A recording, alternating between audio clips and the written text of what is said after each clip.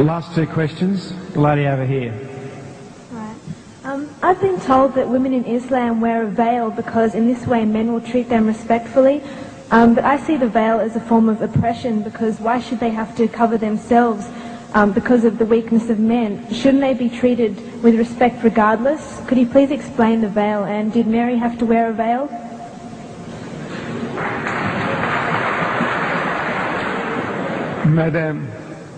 Madam, your Bible says, your holy Bible says, Paul is telling you that the woman must cover her head, that the woman who doesn't cover, shave off her hair. Your Bible says that.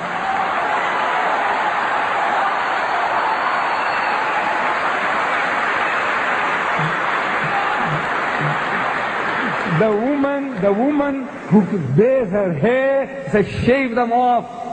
Shave it off. That's what the Bible says. And you woman, your Bible says she must not be allowed to open her mouth in the church. But that's your churches, they don't believe all that. And your people don't believe in that. So you are inviting trouble. Because of this, in America, in New York, no woman is safe after dark. No woman is safe. In France, during daytime, women have been raped in the street, and people just walk by, looking the fun. Say, or maybe they're enjoying themselves. Woman is being raped. No, I said, you are inviting it.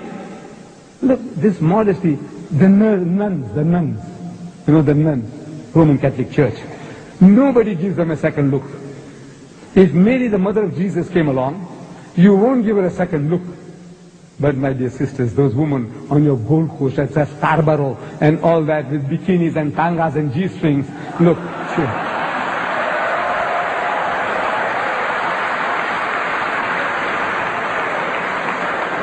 It's attracting, look, even an old man like me, I tell you,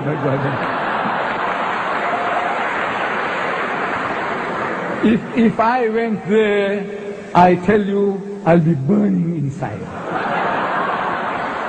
I'm telling you, look, this is the nature of man. God made us like that. The thing that allures man more than anything on earthly existence is woman. Do you know that? I don't know. The Quran says, زُيِّنَ لِلنَّاسِ حُبُّ الشَّهْوَاتِ مِنَ النِّسَاءِ. Fear in the sight of men is the love of things they covet. Number one, مِنَ النِّسَاءِ, women. وَالْبَنِينَ, then sons. I've got 11 sons. I can make my own football team. It makes me feel proud. I've got 11 sons, my own football team, my own cricket team. وَالْبَنِينَ, and number 3, وَالْقَنَاطِرِ الْمُقَنْطَرَةِ مِنَ الذَّهَبِ وَالْفِضَّةِ, and hoarded heaps of gold and silver, and wealthy land, and horses branded for excellence, and all this. This is the list that is given in the Quran. Number 1, women. The Quran says, the thing that allures man most on this earthly existence is woman. And I'm telling my Western friends that I don't have to prove that to you. I don't have to convince you. I said, you see, in my country, in Durban, city of Durban, I think we'll end with this. Okay? We'll end with this. In the city of Durban, there is a firm called Lucian Motors. They sell second-hand trucks.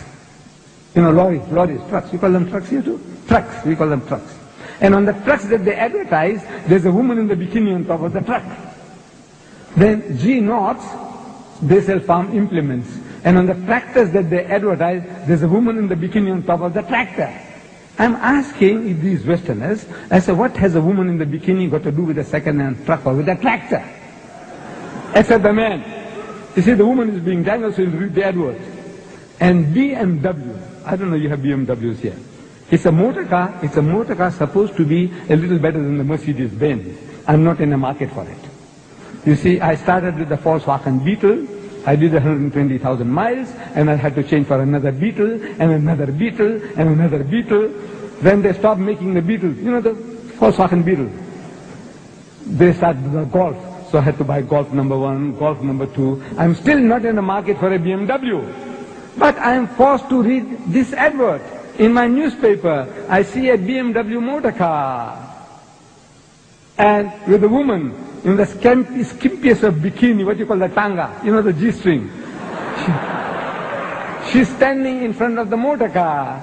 And it's written at the bottom, test drive her now.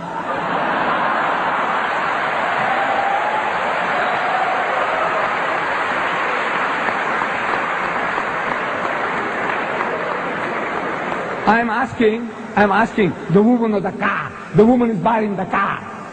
And the her is underlined. Test drive her now. I said, look, this is what you're leading yourself to. This is the Westerner. He sells his mother, his wife, his daughter. His wife is a star, and she's been mangled on the screen, simulating rape. And they enjoy it. You enjoy your wife being simulated. It's not real rape, but you know it's simulated. You can see everything about it. She's being raped, your mother, your wife, your daughter, and you enjoy. Your wife is a star.